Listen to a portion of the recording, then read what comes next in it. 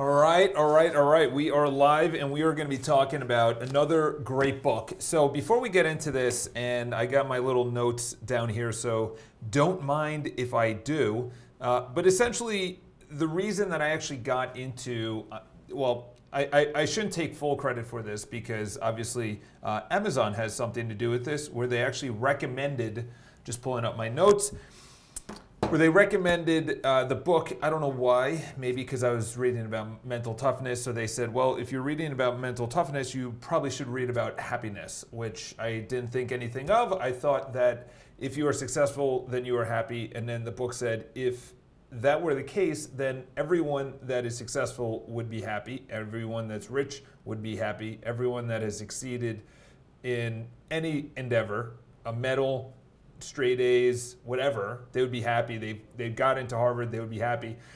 And what the book talks about, which before Happiness, he also wrote another book which was incredible, and I just did a book review on that as well. His name is Shawn Achor, and essentially this book is before happiness. Before you can actually get to happiness is that you need to have a perspective of just reality, okay? And I'm also reading another one called Happier. So this is by Tal Ben-Shahar. Tal Ben-Shahar taught Shawn Achor, okay? So this is the OG right here. And a lot of the quotes from in the book come from Tal Ben-Shahar. And essentially, we think that, I think the best way to put it is that we have a baseline. So the baseline is we expect that our car is going to be running, our house is going to be warm in the winter, we're going to get water when we flush the toilet or turn on the shower head, or food is going to be delivered if we order it, or package is going to be delivered if we order it. We just have a certain baseline of expectations, and when that happens, and when you get used to it, you don't value it as much, okay? So you literally go through life with this expectation, this entitlement that has never been available at any time in human history ever. Running water, the health care that we have, the food that we have, the water that we have, the cleanliness, the ability to order anything you want, from food and water right to your door, from you to literally just think about if our ancestors saw that we could go to a grocery store and pick up food and buy it. They had to do so many miles of just hunting and foraging and keeping it fresh and clean. This is being grown by someone else and delivered to a place that you can pick it up with pieces of paper that, as according to within the book Sapiens, is a big story. Currency is a big story. We all believe in the story of money, the value of money. And essentially what they talk about, there's 5 keys that Shawn Achor talks about, and I'll get to that in a second. But it's all the perspective of just how blessed we are, the gratitude that we have, the value.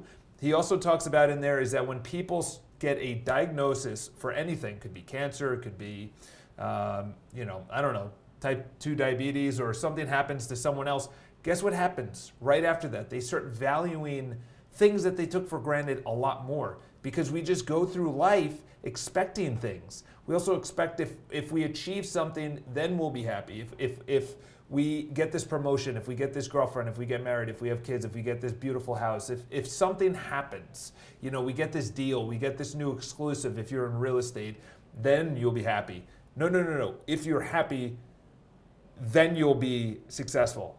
And before that, and as they talk about in the book, it's the perspective of happiness. Because you could have 2 people that walk outside, someone looks up and they say, holy shit, it's beautiful out, the sun is incredible. The other person looks up and goes, it's sunny out, it's hot as hell.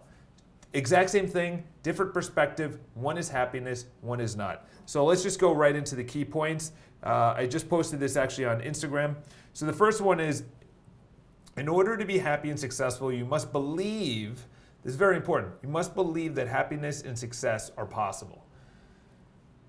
It's the basis, okay? That is the basis, that you can achieve happiness and success. That is the basis. This is so fundamental, and something that was told to me when I first started on the self-development self-development path 10 years ago is that anything you believe comes available. What you believe is manifested. Obviously the power of, attraction, the law of attraction, whatever you think about gets attracted into your life. And that's good. But when you start actually thinking about it, not on the woo-woo kind of way that they talk about it, but if you start saying, when you take action, not only are you drawing that to you, but you believe what you're taking on action that you could achieve whatever you're taking action on. If I make phone calls for business, I believe at some minute level that I could get business, because otherwise I wouldn't do that. I wouldn't make phone calls. Number 2 is a positive outlook is not the same as delusional optimism. He talks about a story of the CEO that doesn't wear a seatbelt. He goes, I'm just very optimistic. No, that's stupid, okay? You don't wear a seatbelt, that's, as he talks about, delusionally optimistic. There's a lot of people that are throwing out ideas on the way things should be run. Government should be run, society should be run. It's just delusional. It's just not the way it is, and it's not the way it will be. It's just more practical to be optimistic towards things that if you do this, you will probably get this result. If you go to the gym, you probably will get a result. If you go to the gym and you try and put up 2 plates on either end, unless you've been going, it's not going to happen. That's delusionally optimistic.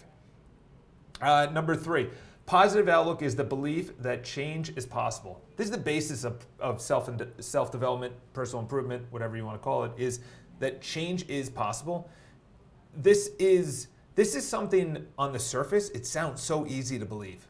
Yeah, I can change. My friends can change. That's what most people think, is that their friends need to change. Society needs to change, their job, their manager, the way that things are done. That all needs to change, but them, no, I'm perfect. Inside, you have to have the belief, going back to number 1, that optimism and success is possible, but change is possible, that you're able to actually go there. Number 4, the human brain can process a tiny percentage of sensory information it receives.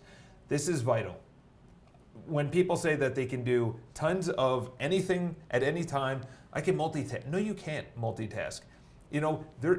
Because someone just started talking in the other room, then I just started noticing it.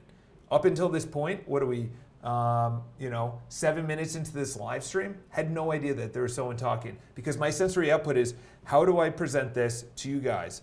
But just know that what we focus on obviously enlarges, sorry, it's late in the day. And on top of that is that whatever fires together, wires together. So if you're optimistic, it's going to wire together. It's the way that you look at it. Number 5, creating a positive outlook involves consciously selecting the most valuable information to absorb. This is as vital as pushing away information that you don't want to have. Perfect example is at the gym this morning, very attractive girl, always on her headphones, always on her phone, literally always on her phone, always. I have not seen her not be looking at her phone. Looking at her phone is at the gym. Very good shape. She was a cheerleader at Penn State. And I walked up to her as I'm leaving the gym. I was like, you should really put that down. She's like, ha, ha, ha. I'm like, what are you doing, on Instagram? As a joke. She goes, no, I'm reading the news. I'm like, why? As I'm walking away, and she goes, oh, that's true. I should not read it. So she knows she shouldn't be reading it because it's probably all going to be bullshit and negative, and they're just trying to get their clickbait. So understanding what to focus on, but what not to focus on. I think what not to focus on is the most important.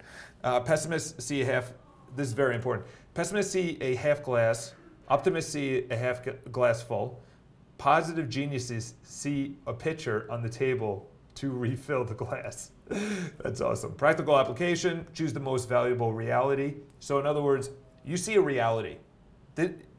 Just like I said before, the sun is out. Do you see it as hot? Do you see it as sunny? Do you see it as a beautiful day? Do you see it as you don't want to go to work, or you do want to go to work? You want to prospect? You don't want to prospect? That change is possible. That change is not possible. That success is possible. That positivity is possible. Optimism is possible.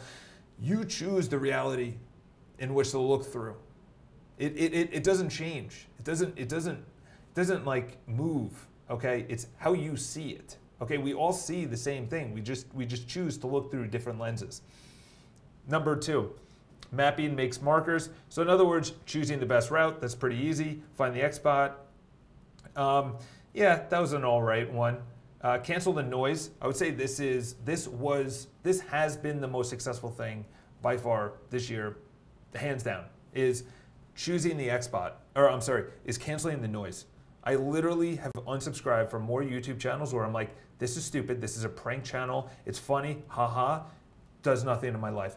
I blocked YouTube. 10 minutes a day, that's it. YouTube, Instagram, Facebook, and Amazon combined. 10 minutes a day, that's it, on my desktop. I'm here to work, I'm here to make money. I am getting way more business, so much business that I'm literally saying, I don't have enough people to host all these open houses and do all these showings. It's at the point where it's like, fuck, I need somebody now to be coming on and helping me out.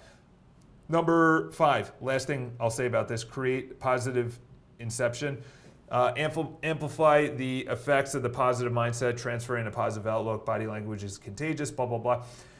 The last thing with that is essentially is that when you put this all together, it's that change is possible and that optimism leads to success.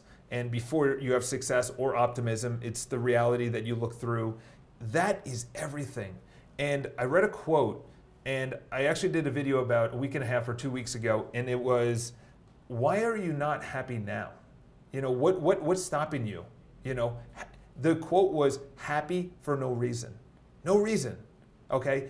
You know, when I get on the speaking tour and I do the speaking gig and people start complaining and just bringing up their bullshit, the number one thing I'm going to say is read a biography from only 100 years ago. We've been around for, what, a few 100,000, millions of years? Obviously, Earth, 1 billion. But if we're talking about that and then we bring it to today, how blessed we are. You're looking up at someone that has $1 million.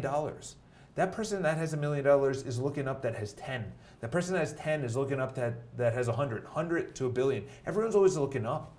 But what about all those billions of people that are looking up to you?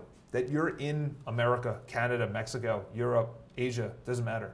You know, what about all those people that don't have the liberty that you do? You know, we're all looking up. We're all looking at the people that have things that we don't. And I'm guilty of sin on this as well. Why don't I also, and I've done an incredible job at this, is just be grateful right now, happy. No reason. There's no reason. What do you need? What do you need? And then when I give that to you, and I'll talk a little bit more about happier, the biggest thing, this is going to be, like, this should be, this book, when I do tomorrow's book review, should be on every shelf all over the world. And the reason being is that we feel that when we get something, that is it. No. You already have 2-day delivery, water, housing, everything. As Maslow has talked about, I've been meaning to really dive into it, is that from there, we have to personally challenge ourselves. We have to go inside and personally challenge ourselves, because nothing is going to be providing us. The challenges back in the day was disease, war, famine, no food. It was survival. Now it's, okay, I have everything. Why am I not happy? What is the meaning of life? And the problem is there is no meaning to life. And as Joseph Campbell has talked about it, he said, you create the meaning. You make it a reality. It's the perspective, you make it. So I highly recommend, I was completely shocked that I was going to like this genre, positive psychology. I thought it was going to be like, woohoo, everyone be happy. But it's actually the science behind it, based on studies, based on just this research that, you know, from emotional intelligence to, you know, the 6 pillars of self-esteem to just all the people that were successful. They thought, I made it to the top. Why am I not happy? Why am I not successful? Why are all those people that have millions of dollars, why are they not all happy? So if it's not money, if it's not success, what is it? Happy for no reason. All right, so if you guys left any comments, I don't know. Normally you guys just watch our videos and that's it. But if you have any comments, leave in the comments below. Have an amazing day. I'm going to be doing Happier, which is probably a better book. But this one is probably 4.3. If you're on Instagram, follow me there. Have an amazing